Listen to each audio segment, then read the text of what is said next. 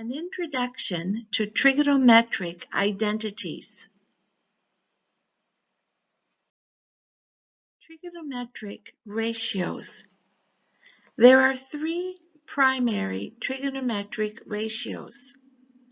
Using this diagram, let's review what they are. We know we have an x value, a y value, and we have a line joining the origin to the top of the y value. This is the r value, called radius. We can find the value for the radius by taking the value of x and squaring it, plus the value of y squared, which you'll recognize as being the Pythagorean theorem. This gives us three ratios. Sine theta is y divided by r. Cos theta is x divided by r. And tan theta is y divided by x. This is just another way of saying what you've learned in your previous trigonometric courses. Now, we have three reciprocal trigonometric ratios. What are these? We have the same diagram. So let's compare the primary trig ratios, which we talked about in the last course, and the reciprocal trig ratios. Well, we have sine theta is y divided by r. Cosecant theta is 1 divided by sine theta, which is the inverse r divided by y. Then we have cos theta, which is x divided by r, and its reciprocal is secant theta, which is 1 divided by cos theta, which is r divided by x. Then we have tan theta, which is y divided by x. The reciprocal would be cotan theta, which is 1 divided by tan theta, which is x over y. Now, I would make a note of this, so if you have need for this, you have it available at your fingertips.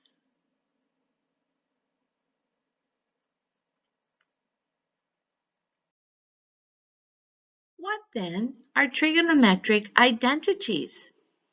Trigonometric identities are equations that relate mathematical functions that are always true. For example, the Pythagorean theorem is an example of a trigonometric identity given a right-angled triangle. We all know that the Pythagorean theorem can be used to find the measure of r, or the radius, or the hypotenuse, if you take the radius squared, and it will be equal to x squared, which is the x value, and y squared, which is the y value. Here again, let's refer to our diagram. The x value, the y value, the r value, and theta is the angle coming from the origin.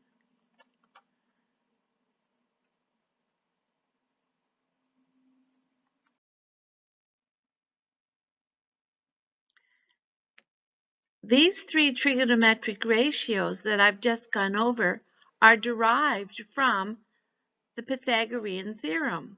Example 1. Use the angle 60 degrees as theta. Sine theta, using your calculator, is 0.866. If we were to square that value and get sine squared theta, it would be 0.75.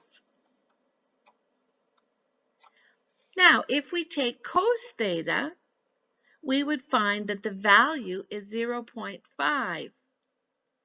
if we were to also square that function, we would get cos squared theta is 0.25. But wait, 0.75, if we add it to 0.25, will be equal to 1. So that gives us the formula sine squared theta added to cos squared theta is equal to 1. Does this look familiar? We call this the Pythagorean identity. Here are some other Pythagorean identities that can be used. We've just proven sine squared theta plus cos squared theta is equal to 1. But we could also write this as tan squared theta plus 1 equals secant squared theta. Or we could write it 1 plus cotan squared theta is equal to cosecant squared theta. Always keeping our diagram in mind.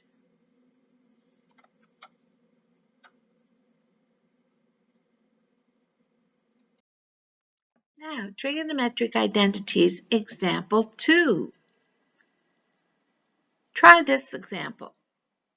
Sine of negative 60 degrees theta is equal to negative sine 60 degrees theta. Notice the change in the position of the negative sign. But how can we prove this is true? Well, let's start by looking at the left side. We know that the sine of negative 60 degrees is negative 0.866. And if we take a look at the right side on our calculator, negative sine 60 degrees is negative 0.866. What's our conclusion? Well, left side is equal to right side, so sine negative theta is equal to negative sine theta.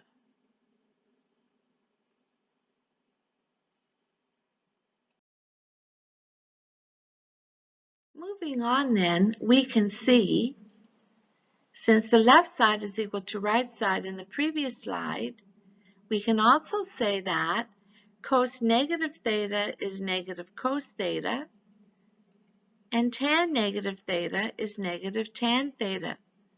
Make note of this. These will come in useful.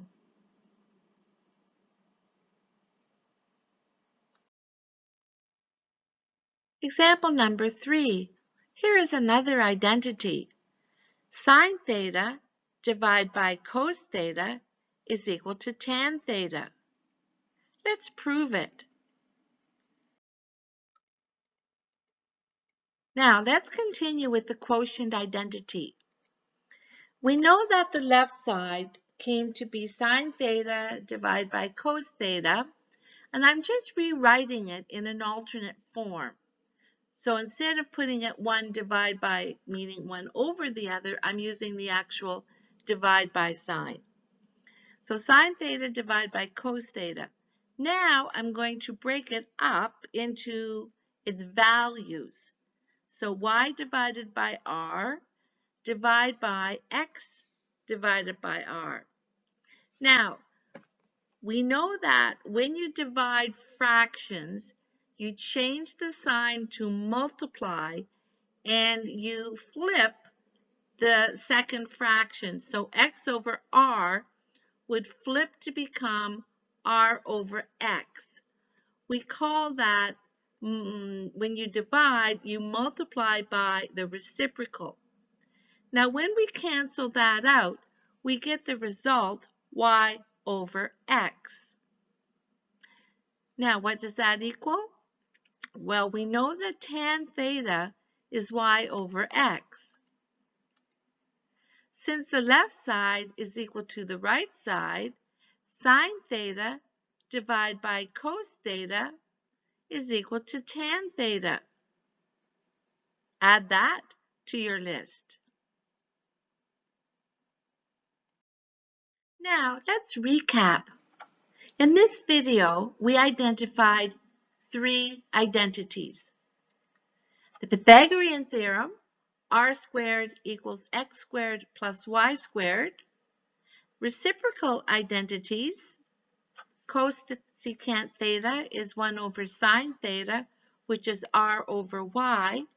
Secant theta, which is 1 divided by cos theta, which is r divided by x, and cotan theta, which is 1 divided by tan theta, which is x over y. The quotient identity, sine theta divided by cosine theta, is tan theta.